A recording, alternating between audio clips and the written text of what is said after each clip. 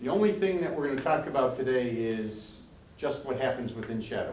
We went through the normal process we've gone through in the past. We looked at all the ongoing programs and projects and so forth. George presented a project back in July to this group and talked about a program to go through a pretty massive plant replacement now that this community is aged from 10 to 12 years.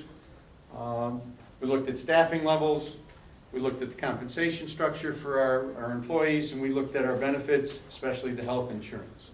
Now, these are just the same statistics you've seen before with the areas that George and Mike provide coverage for. For 2010, we're forecasting that we'll end up the year with about a $10,000 excess of revenue. And that might fluctuate a little bit. We got an issue with one of our homeowners that on assessments that we need to consider. We also have a couple of construction in progress accounts that we need to identify and decide whether or not they are still CIP and not expense. But next year, we're looking at a budgeted revenue of about $2.9 million. And so when we convert that to what it means to everyone, we have about $63,000 of what I call miscellaneous income, be it late fees, be it tags that Mike sells for the cars, be it interest income, etc. And so that's a source of revenue. But the $2,921,000 is what all of us, as the residents of Shadowwood, will end up being assessed for next year. And in that $2,021,000 figure, those non-HOA communities will have a slightly higher assessment to get to this $2,991,000 figure. Now the change over last year is approximately $114,000. Well, the first change that we're looking at here is in compensation. It's about a $100,000 change in compensation. And this is related to a couple factors. The first factor is that when we looked at our health insurance plan, we had a $500 deductible plan that has been in place for a couple, 3 years. And in this market, a $500 deductible plan is not what's in the marketplace. We got a premium increase of 40% if we wanted to keep that plan. Okay. We obviously can't afford a 40% increase.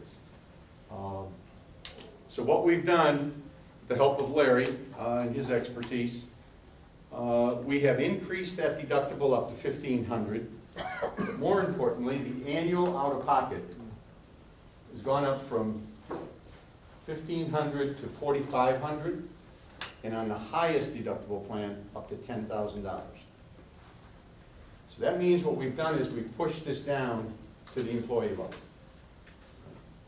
We've tried to maintain a level cost for the association, but we have pushed it down to the employee.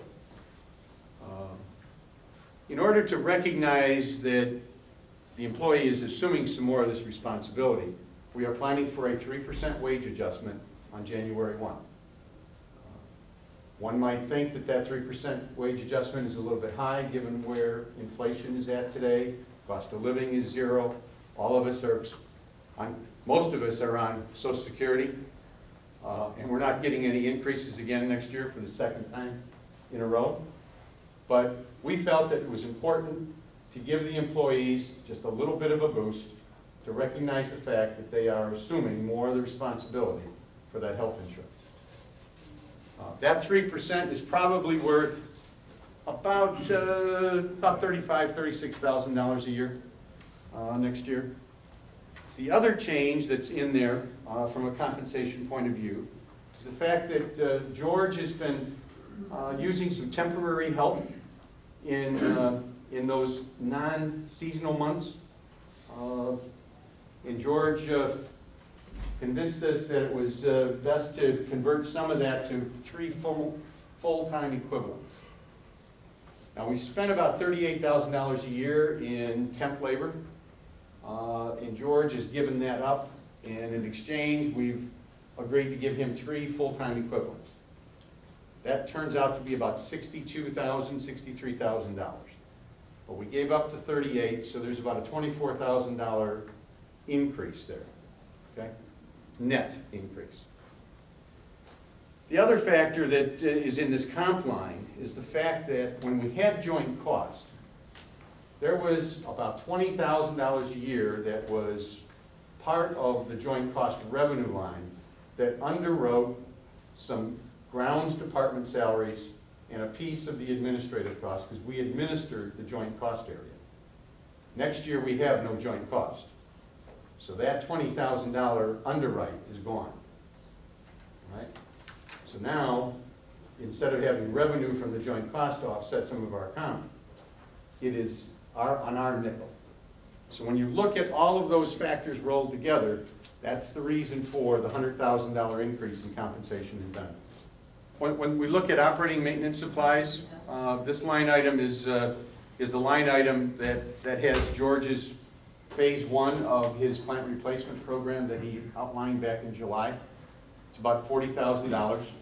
The plant replacement budget itself is going from $60,000 here in 2010 up to $100,000. And George, it was a 3-year plan, right, George? Yes. Right around $100,000 total. So each Total. year, some. Total was, the total package that I outlined was about 180, But we've got, Phasing it. we're phasing it, right? Yeah.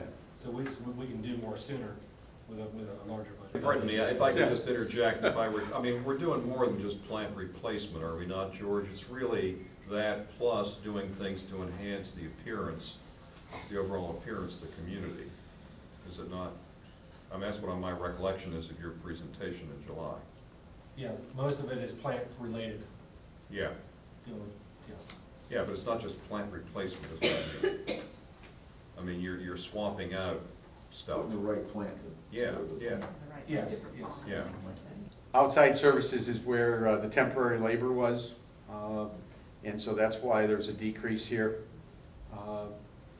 The other remaining line in other operating expenses is where the joint cost credit was that I alluded to earlier in my comment.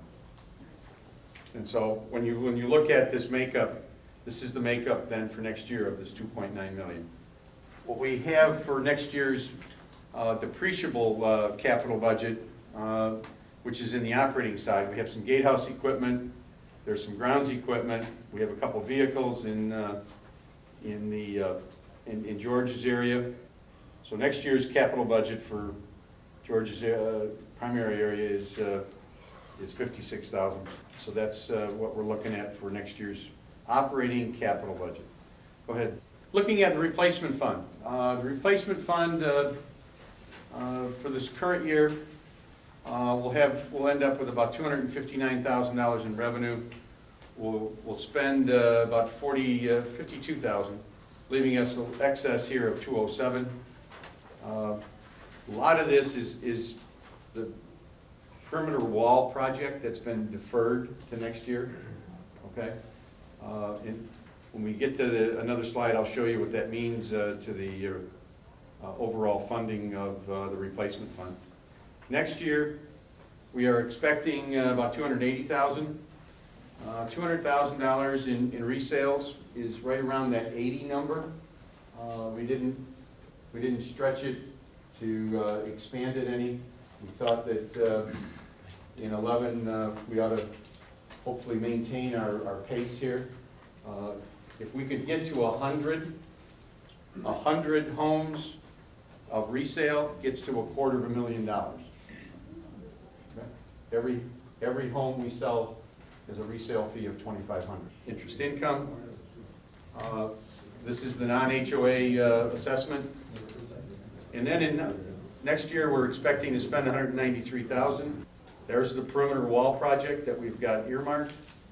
And we're still not sure that this is the right number until we study the engineering report and so forth. This is more asphalt repair and some recreational trail corrections for $193,000.